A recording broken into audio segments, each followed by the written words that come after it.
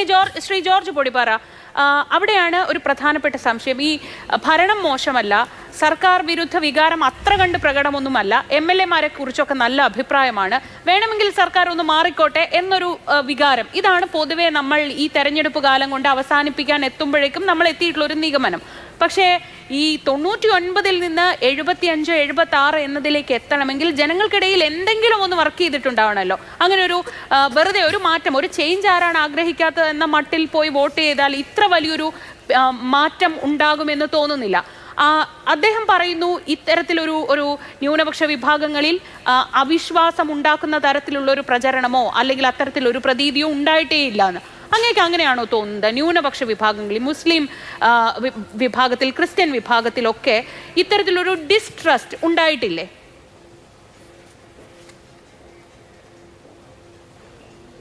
ശ്രീജാത, ആ കാര്യത്തിൽ കഴിഞ്ഞ 2-3 തെരഞ്ഞെടുപ്പുകളുടെ ഒരു ചിത്രം നമുക്ക് നോക്കേണ്ടി വരും.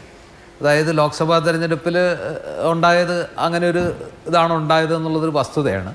പക്ഷേ അപ്പോൾ പറയും ലോക്സഭാ തെരഞ്ഞെടുപ്പിൽ ആ ഘടകമൊന്നുമല്ല, കേരള സർക്കാർ വിലയിരുത്തപ്പെട്ടില്ല, അത് കേന്ദ്രത്തിൽ ആര് ഭരിക്കണം, BJP ഭരണത്തിൽ വരാതിരിക്കാൻ കോൺഗ്രസ്സിന് വോട്ട് ചെയ്തു, അല്ലാതെ ഇടതുപക്ഷ വിരോധം കൊണ്ടല്ല, അത് BJPക്കെതിരായ വോട്ടാണ് കേരളത്തിൽ സംഭവിച്ചത്. കേരളത്തിലെ മഹാഭൂരിപക്ഷം വരുന്ന ആളുകൾ മതേതര വിശ്വാസികളായതുകൊണ്ട് BJPക്ക് ഒരു സാധ്യത ഉണ്ടാകാതിരിക്കണമെന്ന് ആഗ്രഹിച്ച് അതിന് ബെറ്റർ ഓപ്ഷൻ UDF ആണെന്നുള്ള നിലയ്ക്ക് വോട്ട് ചെയ്തുകൊണ്ടാണ് ഈ പറയുന്ന 20-ൽ 18-ഉം UDFന് കിട്ടിയത് എന്നുള്ളൊരു നരേഷൻ കൊണ്ടുവന്നു. ഓക്കെ, അതങ്ങനെ ഇരിക്കട്ടെ. ആ നരേഷൻ നമ്മൾ അംഗീകരിച്ചാൽ പോലും അതിനു മുമ്പ് നടന്ന ഉപതെരഞ്ഞെടുപ്പുകളിലെല്ലാം UDFന് അനുകൂലമായിട്ടുള്ളൊരു വികാരം, അതായത് നിലമ്പൂർ പോലും LDFൻ്റെ സിറ്റിംഗ് സീറ്റ് പിടിച്ചെടുക്കുന്നൊരു സാഹചര്യം ഉണ്ടായി. അതും പോട്ടെ, അത് കഴിഞ്ഞ് സാധാരണഗതിയിൽ ഒരിക്കലും LDFന് ക്ഷീണം സംഭവിക്കാത്ത, സാധാരണ ഒരു പ്രവർത്തനം കൊണ്ടോ അസാധാരണമായൊരു സാഹചര്യത്തിലല്ലാതെ ഒരിക്കൽ പോലും വലിയ തിരിച്ചടി ഏൽക്കാത്ത ഈ LDFന് ഈ കഴിഞ്ഞ തദ്ദേശ തെരഞ്ഞെടുപ്പിൽ അതിഭയങ്കരമായ തിരിച്ചടിയേറ്റു. ഞങ്ങൾക്ക് അത്ര വലിയ തിരിച്ചടിയൊന്നും ഏറ്റില്ല എന്നൊക്കെ പറയുമെങ്കിലും 60-64% ഗ്രാമപഞ്ചായത്തുകളും 70% നഗരസഭകളും 3 ഉണ്ടായിരുന്ന ജില്ലാ പഞ്ചായത്തുകൾ 7-ലേക്കും മറ്റു 2 ജില്ലാ പഞ്ചായത്തുകൾ നേരിയ വ്യത്യാസത്തിലുമൊക്കെ UDFന് അനുകൂലമായിട്ട് വന്നതുമൊക്കെ ഈ അസാധാരണ സാഹചര്യം ഉണ്ടായതുകൊണ്ടും മാത്രമല്ല, ഒരു ന്യൂനപക്ഷ കൺസോളിഡേഷൻ ഉണ്ടാകാതെ, അതുണ്ടാകാൻ സാധ്യതയുള്ള സ്ഥലത്ത് ഏറ്റവും മലപ്പുറം തന്നെ നോക്കുക, ഒരൊറ്റ സീറ്റിൽ പോലും ഒരു ജില്ലാ പഞ്ചായത്ത് ഡിവിഷൻ പോലും ഇടതുപക്ഷത്തിന് കിട്ടിയില്ല. അപ്പോൾ അവിടെ ന്യൂനപക്ഷ കൺസോളിഡേഷൻ നടക്കാതെ, അല്ലെങ്കിൽ ന്യൂനപക്ഷങ്ങൾക്ക് ഈ പറഞ്ഞ ആ ഒരു എന്താ പറയുക, ഇടതുപക്ഷം ഒരു സോഫ്റ്റ് ഹിന്ദുത്വ ലൈൻ സ്വീകരിക്കുന്നു എന്നുള്ളൊരു സംശയമില്ലെങ്കിൽ ഈ പറയുന്ന മുഴുവൻ ജില്ലാ പഞ്ചായത്തുകളിലും UDFന് ജയിക്കാൻ പറ്റുമോ?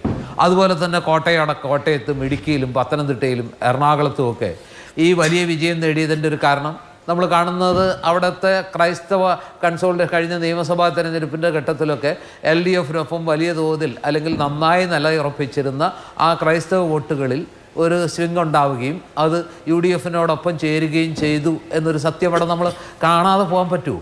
പക്ഷേ അതേ ക്രൈസ്തവ ഇത് തന്നെ തൃശ്ശൂർ പോലുള്ളൊരു സ്ഥലത്ത് ആ രീതിയിൽ ബാധിച്ചിട്ടില്ല എന്നുള്ളതും നമുക്ക് കാണാതിരിക്കാൻ പറ്റില്ല. ഞാൻ പറയുന്നത് ചില മേഖലകളിൽ ഇത് ഉണ്ടായിട്ടുണ്ട്.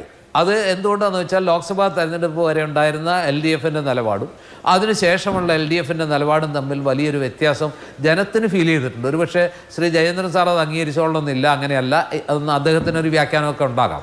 പക്ഷേ സാധാരണ മനുഷ്യന് തോന്നിയ ഒരു സംഭവം, വെള്ളാപ്പള്ളി നടേശനെ പോലെ ഒരാൾ മുസ്ലിം സമുദായത്തെ വല്ലാതെ അറ്റാക്ക് ചെയ്യുന്നൊരു സാഹചര്യത്തിൽ പോലും അദ്ദേഹത്തെ ന്യായീകരിക്കാനും അദ്ദേഹത്തെ ചേർത്ത് പിടിക്കാനും അതോട് വളരെ വളരെ ഐക്യദാർഢ്യം കാണിക്കുന്ന ഒരു രീതിയിലേക്കൊക്കെ ഇടതുപക്ഷത്തിൻ്റെ സമീപനം മാറിപ്പോയില്ലേ എന്നൊരു ആത്മപരിശോധന നമുക്ക് ജയചന്ദ്രൻ സാറിന് തന്നെ ആകാവുന്നതാണെന്നാണ് ഞാൻ വിചാരിക്കുന്നത്. അതെന്തായാലും പൊതുസമൂഹത്തിൽ അങ്ങനെ ഒരു ധാരണ സൃഷ്ടിച്ചിട്ടുണ്ട്. അത് ഈ തെരഞ്ഞെടുപ്പിൽ ഒട്ടൊരളവോളം അത് കഴിഞ്ഞ പഞ്ചായത്ത് തെരഞ്ഞെടുപ്പിലേതിൽ നിന്ന് വളരെ വ്യത്യസ്തപ്പെട്ട ഒരു രാഷ്ട്രീയം ഈ 100 ദിവസത്തെ വ്യത്യാസത്തിൽ കേരളത്തിൽ ഉണ്ടായിട്ടുണ്ട് എന്ന് ഞാൻ കരുതുന്നില്ല.